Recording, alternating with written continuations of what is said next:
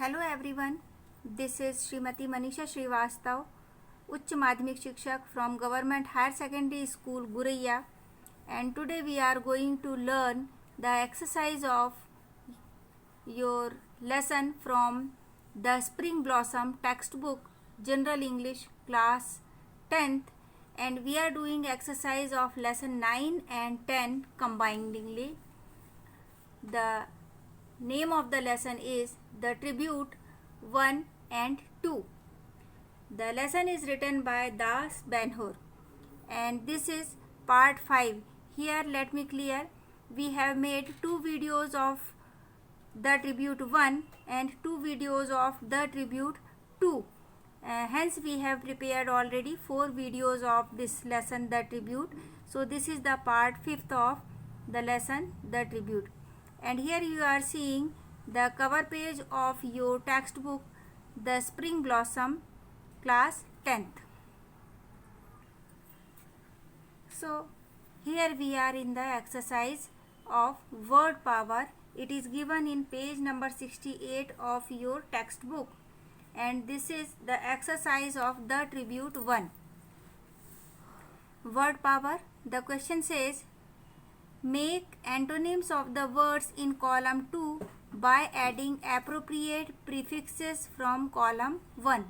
हमको एंटोनिम बनाना है. एंटोनिम यानी होता है अपोजिट वर्ड्स बनाने हैं. कॉलम 2 में दिए गए शब्दों को कॉलम 1 में दिए गए शब्दांशों से जोड़कर. तो हम शुरू करते हैं बनाना. मैं आपको एरो लगा के बता देती हूँ, आपको सही तरीके से अपनी कॉपी में लिख लेना है. कॉलम 1 में जो पहला दिया है वो है इल. इल जो मैच करेगा वो मैच करेगा लीगल से, तो ये हो जाएगा इल्लीगल.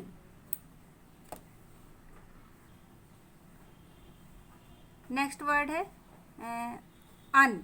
अन जो है वो मैच करेगा यूजुअल से, तो हम इसको मैच करते हैं अनयूजुअल.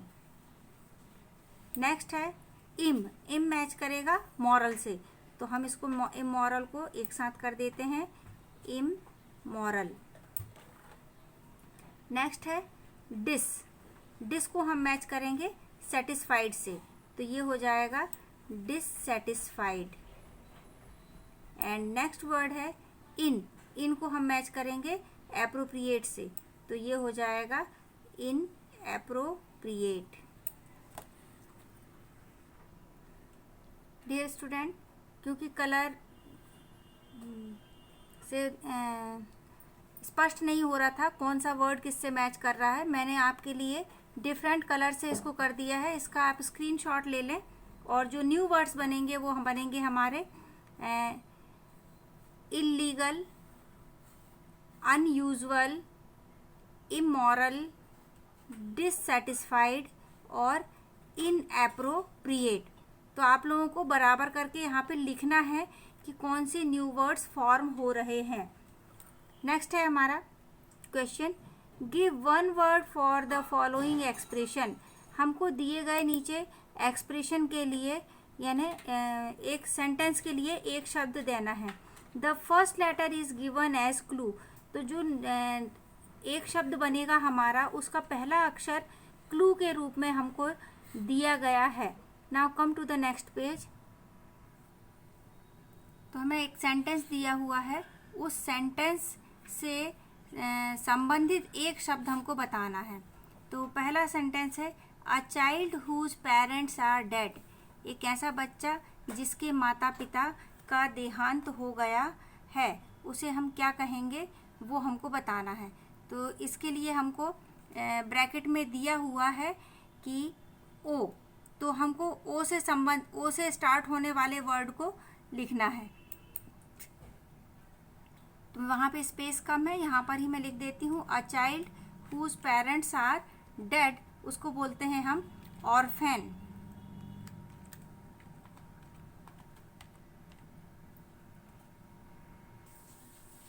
नेक्स्ट है the feeling of having lost all hope. ऐसी भावना कि जब हमें लगे कि हम सारी उम्मीदें खो चुके हैं, उसे क्या कहेंगे? तो इसको कहते हैं डिस्पेयर. डिस्पेयर का साधारण अर्थ होता है निराशा. यानी जब ऐसा लगे कि पूरी उम्मीदें समाप्त हो गई हैं उसको बोलते हैं डिस्पेयर। नेक्स्ट है to take away something quickly from a person specially by force, किसी व्यक्ति से सारी चीज़ें एकदम से बाय फोर्स यानी ताकत द्वारा छुड़ा लेना, उसको क्या कहेंगे देखते हैं। इसका अर्थ होता है स्नैच, स्नैच यानी छुड़ा लेना, छीन लेना। नेक्स्ट है to continue to cause problem for someone for a long time, किसी के लिए लंबे समय तक समस्याएं उत्पन्न करते रहना, लंबे समय तक समस्याएं उत्पन्न करने का अर्थ होता है हॉन्ट। नेक्स्ट है an object that is worn as jewellery, एक ऐसी चीज जिसे हम ज्वेलरी यानी आभूषण के रूप में पहनते हैं, इसे बोलेंगे ऑर्नामेंट। ऑर्नामेंट यानी होता है आभूषण, जो ज्वेलरी हार कंगन वगैरह जो सब पहनते हैं वो ज्वेलरी कहलाती है। उस ज्वेलरी को सामान्य शब्दों में एक साथ जब बोलेंगे तो बोलेंगे ऑर्नामेंट। तो हमारे पास सारे शब्दों के लिए एक वाक्य के लिए एक शब्द उपलब्ध है। पहला है a child whose parents are dead, orphan, बच्चा जिसके माता पिता नहीं है वो है ऑर्फेन, अनाथ। The feeling of having lost all hope, सारी उम्मीदें समाप्त हो जाने की भावना, डिस्पेयर यानी निराशा। To take away something quickly from a person specially by force, किसी व्यक्ति से सारी चीज़ें छुड़ा लेना ताकत के द्वारा, यानी होता है स्नैच, स्नैच यानी छीन लेना। To continue to cause problem for someone for a long time, किसी के लिए लंबे समय तक समस्याएं उत्पन्न करते रहना, उसको बोलते हैं haunt. An object that is worn as jewellery, ऐसी चीज जो गहनों के रूप में पहनी जाती है उसको बोलते हैं ऑर्नामेंट। ऑर्नामेंट यानी आभूषण। लेसन 10 पे जो एक्सरसाइज दी हुई है अब हम उसका वर्ड पावर कर रहे हैं। ये पेज नंबर 78 पर है आपकी टेक्स्ट बुक में। तो exercise word power. First question A, search the text for the meaning of the following phrases, नीचे कुछ फ्रेजेस दिए हुए हैं उसके लिए हमको एक शब्द ढूंढना है, वो शब्द बुक टेक्स्ट बुक का ही होना चाहिए। The area immediately around a place, किसी पर्टिकुलर जगह के आसपास की जगह, तात्कालिक वातावरण, उसको बोलते हैं विसिनिटी यानी आसपास। नेक्स्ट है to take hold of something suddenly because you are afraid, किसी चीज को अचानक से पकड़ लेना क्योंकि आप डरे हुए हैं, इसका अर्थ होता है क्लच। नेक्स्ट है to put things in an untidy pile, untidy pile यानी अव्यवस्थित ढेर में चीज रखना, उसको बोलते हैं हीप। हीप यानी भी ढेर होता है और पाइल यानी भी ढेर ही होता है। नेक्स्ट है not influenced by your emotions, आपकी भावनाओं से प्रभावित नहीं होना, इन्फ्लुएंस्ड यानी प्रभावित नहीं होना, तो इसका अर्थ होता है डिस्पैशनेटली। पैशन यानी होता है तीव्र भावनाएं, और तीव्र भावनाओं के सामने डिस लग गया यानी भावनाओं से प्रभावित नहीं होना, डिस्पैशनेटली। फिफ्थ है क्वाइटली और सीक्रेटली, यानी क्वाइटली यानी चुपचाप, सीक्रेटली यानी ये भी रहस्यमयी तरीके से, तो इसका अर्थ होता है स्टीलधीली, स्टीलधीली यानी भी चोरी से। तो ये सारे वर्ड हमारे लेसन में आए हुए हैं जो मैंने यहाँ पे टाइप किए हैं ब्लू कलर से। तो ब्लैक कलर में क्वेश्चन है आपका और ब्लू में उसका आंसर मैंने टाइप कर दिया है यहाँ पे। चलो नेक्स्ट क्वेश्चन पे आते हैं हम। देखिए क्वेश्चन बी वाला, add appropriate prefixes to the given words from the boxes to make antonyms. हमको बॉक्स में कुछ प्रीफिक्सेस दिए हुए हैं, डिस, अन, इन, इम और इर। तो हमको इनको नीचे जो वर्ड्स दिए हैं उन पर जोड़ना है ताकि हम एंटोनिम्स बना सकें। तो एंटोनिम्स यानी होता है विरुद्धार्थी शब्द, अपोजिट वर्ड। तो एप्रोप्रिएट प्रीफिक्स को हमको एप्रोप्रिएट वर्ड के साथ जोड़ना है। तो हमको वर्ड दिया हुआ था नोन, नोन यानी जाना हुआ, इसमें हमने ऐड किया प्रीफिक्स अन, तो ये वर्ड नया बन गया अननोन। फिर देखें यहाँ पर ओरिजिनल वर्ड दिया है ग्रेटफुल, ग्रेटफुल में भी हमने जोड़ा UN अन, तो ये न्यू वर्ड जो बना वो बना अनग्रेटफुल। नेक्स्ट वर्ड दिया है पॉसिबल, पॉसिबल यानी संभव, सॉरी यहाँ ग्रेटफुल यानी होता है कृतज्ञ, किसी के किए उपकारों को मानने वाला, ग्रेटफुल यानी कृतज्ञ, और अनग्रेटफुल यानी होता है कृतघ्न, जो दूसरों के किए उपकार को नहीं मानता। पॉसिबल यानी संभव, उसको अपोजिट बनाना है तो हो जाएगा IM जोड़ के इम्पॉसिबल यानी असंभव। नेक्स्ट वर्ड दिया है कनेक्ट, कनेक्ट यानी जोड़ना, और इसका अपोजिट हो जाएगा, हम इस पे जोड़ेंगे डिस। ये देखिए आप डिस दिया हुआ है बॉक्स में, हमने जोड़ दिया तो ये हो गया डिसकनेक्ट यानी संबंध विच्छेद करना, तोड़ना। फिर वर्ड दिया है हमको लाइक, लाइक यानी पसंद करना, तो इसका अपोजिट हो जाएगा डिसलाइक, हमने इसमें जोड़ा DIS डिस प्रीफिक्स को, ये न्यू वर्ड बना डिसलाइक यानी नापसंद करना। फिर वर्ड दिया था रेगुलर, रेगुलर में हमने जोड़ा IR इर, तो ये वर्ड बन गया इर्रेगुलर, रेगुलर यानी लगातार होने वाला, इर्रेगुलर यानी जो सही समय पे काम ना करे। नेक्स्ट वर्ड है काइंड, काइंड में हमने प्रीफिक्स जोड़ा UN अन, तो ये जो नया वर्ड बना वो बना अनकाइंड, काइंड यानी दयालु और अनकाइंड यानी जो दयालु ना हो, क्रूर। नेक्स्ट वर्ड है रिस्पॉन्सिबल यानी उत्तरदायी,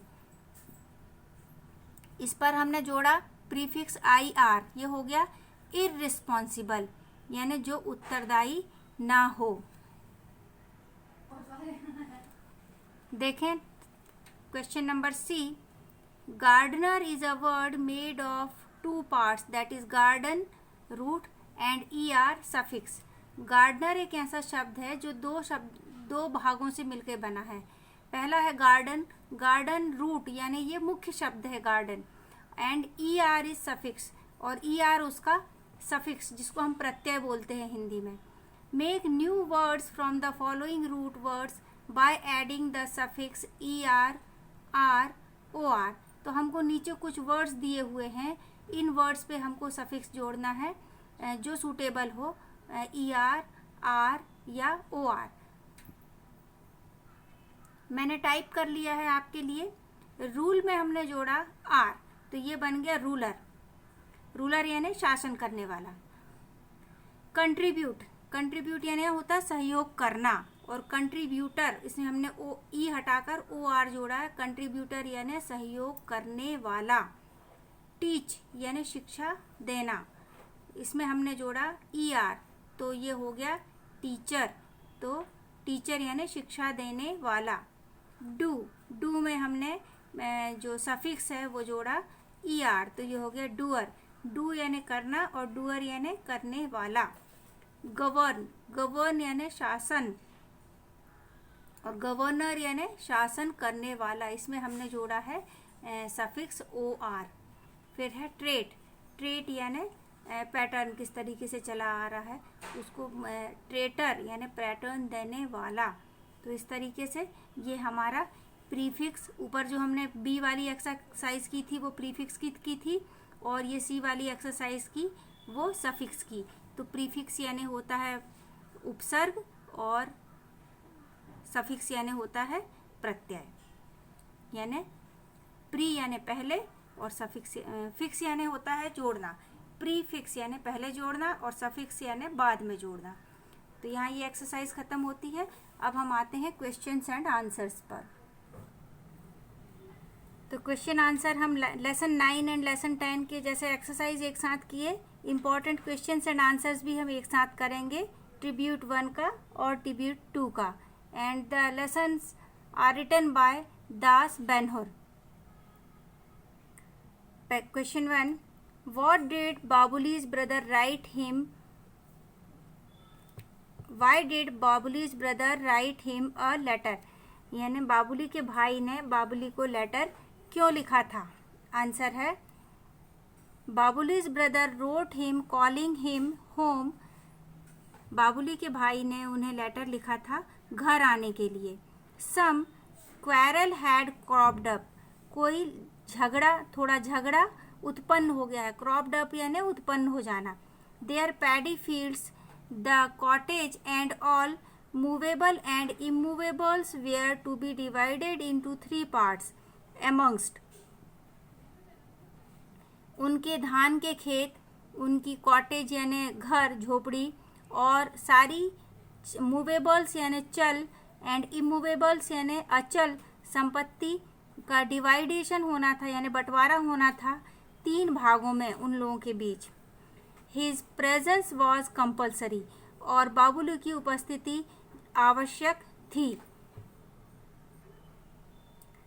नेक्स्ट क्वेश्चन है what was the reaction of Babuli's wife when she heard about the division, Babuli की वाइफ ने जब ये सुना कि बंटवारा होने वाला है तो उसका क्या प्रतिक्रिया थी। आंसर है शी वॉज अनपर्टर्ब्ड, उसको कोई फर्क नहीं पड़ा, वो जैसी यानी स्थिर रही। She reacted to it as if she was all prepared and waiting for this event to take place, वो इस तरीके से रिएक्ट करी जैसे वह पूरी तरह से तैयार थी और इस घटना के लिए इंतजार ही कर रही थी। She asked Babuli what would be their share and how much would fetch them on selling it, उसने बाबुली से पूछा कि उनका हिस्सा क्या होगा और कितने रुपए वह प्राप्त कर लेंगे उस संपत्ति को बेचकर। नेक्स्ट क्वेश्चन है who proposed to buy the share of the land given to Babuli, Babuli को जो जमीन दी गई थी उसे खरीदने के लिए किसने बाबुली को प्रपोज किया। आंसर है Babuli second brother proposed to buy the share of the land given to him, Babuli के दूसरे नंबर के भाई ने प्रपोज किया कि वह बाबुली के हिस्से की जमीन खरीदना चाहता है। नेक्स्ट क्वेश्चन है why did Babuli give the paper slip to his elder sister in law, Babuli ने पेपर की स्लिप अपनी बड़ी भाभी को क्यों दिया। एल्डर सिस्टर इन लॉ यानी होता है भाभी और एल्डर यानी बड़ी, तो बाबुली ने पेपर की स्लिप बड़ी भाभी को क्यों दिया। आंसर है he gave the paper slip to his elder sister in law because he had no courage to encounter his elder brother, Babuli ने पेपर की स्लिप बड़ी भाभी को दिया क्योंकि बाबुली को बिल्कुल भी साहस नहीं था कि वह अपने बड़े भाई का सामना कर सके। एनकाउंटर यानी यहाँ पर सामना कर सके और करेज यानी साहस। तो यहाँ पर हमारे क्वेश्चंस एंड आंसर और दूसरी एक्सरसाइज समाप्त होती है। ट्रिब्यूट 1 एंड ट्रिब्यूट 2 दोनों ही लेसन हमने समाप्त कर लिए हैं। तो यदि आपको डिस्क्रिप्शन अच्छा लगा हो, वीडियो पसंद आया हो तो वीडियो को लाइक करें, शेयर करें ताकि आपके अन्य साथियों को भी इसका लाभ मिल सके, और चैनल को सब्सक्राइब कर लें ताकि मेरे आने वाले वीडियोस का नोटिफिकेशन आपको तुरंत मिल जाए। Thank you, have a nice day.